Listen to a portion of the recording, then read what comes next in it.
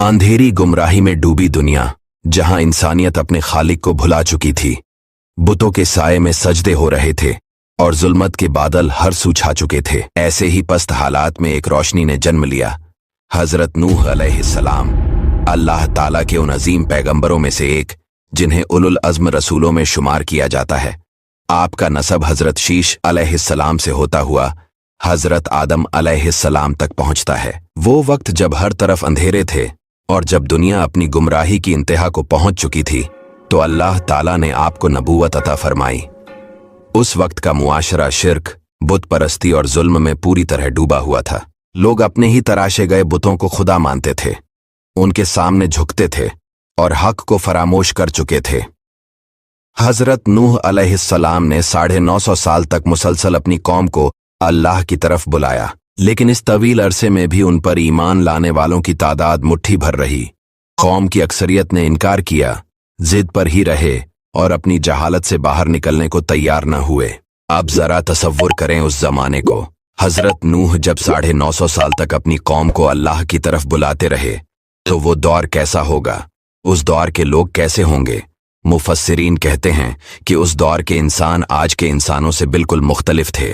बाज रिवायात के मुताबिक हजरत आदम का कद 60 हाथ यानी तकरीबन 90 फीट था और उनकी औलाद में भी कई नस्लों तक इसी का असर रहा। इसका अंदाजा आप इस बात से लगाइए कि आम तौर पर हमारी एक मंजिला इमारत 9 या 10 फीट तक होती है, और अगर 90 फीट का अंदाजा लगाया जाए तो ये इंसान एक 8 या 9 मंजिला लंबी बिल्डिंग के बराबर होगा। कुछ रिवायात में आया है कि उस जमाने के लोग पहाड़ों की चोटियों पर पत्थर काटकर मकानात बनाते और सिर्फ हाथों से ही बड़े बड़े दरख्तों को जड़ से उखाड़ने की ताकत रखते थे। जरा तसव्वुर कीजिए, अगर ऐसे किसी देव कामत इंसान को आज के दौर में कोई देख ले तो उसकी क्या हालत होगी। कुछ मुफस्सिरीन के मुताबिक उस दौर में इंसानों की औसत उम्र सैकड़ों साल थी, मतलब लोगों की उम्रें 800 से 1000 साल या इससे भी ज्यादा तक जा पहुंचती थीं, और वो सदियों तक जवान रहते थे। कितनी हैरानी की बात है कि उस दौर का आम इंसान अपनी आने वाली कितनी नस्लों को देख सकता था। मतलब एक ही इंसान अपनी आने वाली 8 से 10 नस्लों को देख सकता था। इसलिए अल्लाह ताला ने नूह को भी उसी दौर के मुताबिक तवील उम्र अता फरमाई, ताकि वो एक मुसलसल नस्ल को दावत देते रहें। जब हजरत नूह अलैहिस्सलाम ने देखा कि ये लोग बाज आने वाले नहीं, और अल्लाह ताला ने वहीं के जरिए आपको आगाह फरमा दिया कि अब इनमें से कोई भी ईमान नहीं लाएगा, तो अल्लाह ताला की तरफ से एक फैसला सादिर हुआ, एक ऐसा फैसला जो इंसानी तारीख का रुख मोड़ने वाला था। अल्लाह ने हुक्म दिया कि हमारी निगरानी में एक कश्ती तैयार करो। ये कोई आम कश्ती नहीं थी, बल्कि अल्लाह के हुक्म, इल्म और वही की रोशनी में बनाया गया एक अजीम व शान जहाज था। ये दरहकीकत इंसानी तारीख के अव्वलीन इंजीनियरिंग के शाहकारों में से एक थी। मुफस्सिरीन और रिवायात के मुताबिक इस कश्ती की तैयारी में तकरीबन 40 से 100 साल तक का वक्त लगा। इसका ढांचा निहायत मजबूत था, जो 3 मंजिलों पर मुश्तमिल था।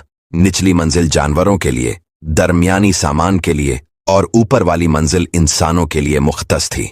जब कश्ती मुकम्मल हो गई तो अल्लाह ताला ने हजरत नूह को हुक्म दिया कि हर जानदार में से एक नर और एक मादा जोड़ा ले लो और अपने ईमान वाले साथियों को कश्ती में सवार कर लो। अल्लाह ताला के हुक्म के मुताबिक हजरत नूह ने कश्ती में हर जानदार का एक एक जोड़ा सवार किया और ईमान लाने वाले लोगों की एक मुख्तसर जमात को भी साथ लिया, जिनकी तादाद बाज रिवायात में 70 ता 80 इंसान बताई गई है। फिर वो वक्त आया जिसका वादा था। आसमान ने अपने दरवाजे खोल दिए, पानी ऐसे बरसा जैसे सदियों से इंतजार में हो, और जमीन ने अपने सीने से चश्मे उबल दिए। पानी हर तरफ से बढ़ने लगा, यहां तक कि पूरी जमीन को अपनी लपेट में ले लिया। ऊंचे पहाड़ भी पानी में छुप गए। बस्तियां, महल, खेत, जानवर, सब कुछ तबाह हो गया। सिर्फ वही लोग बचे जो हजरत नूह की कश्ती में सवार थे। मगर उन लम्हों में हजरत नूह की निगाहें एक चेहरा तलाश कर रही थीं, अपने बेटे कनान का।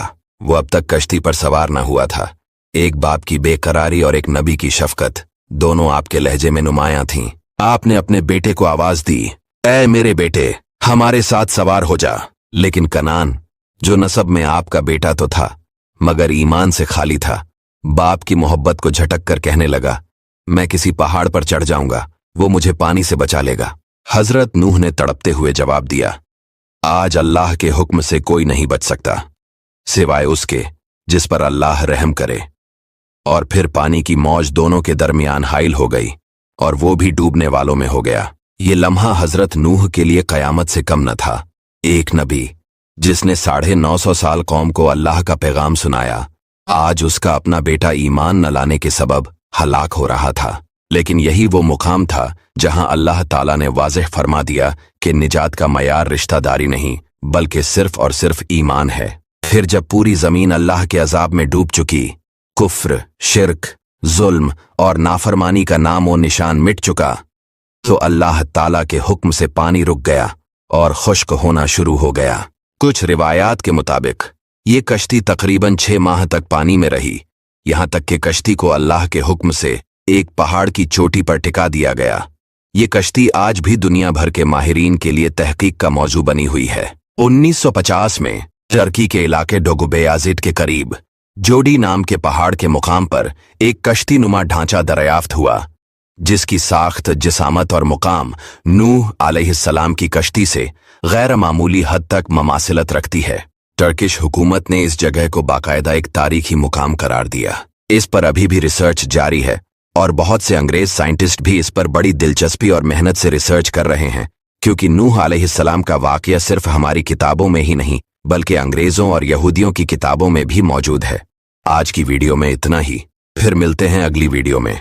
अगर आपको मेरा काम पसंद आए तो चैनल को सब्सक्राइब और वीडियो को लाइक कर दें। शुक्रिया।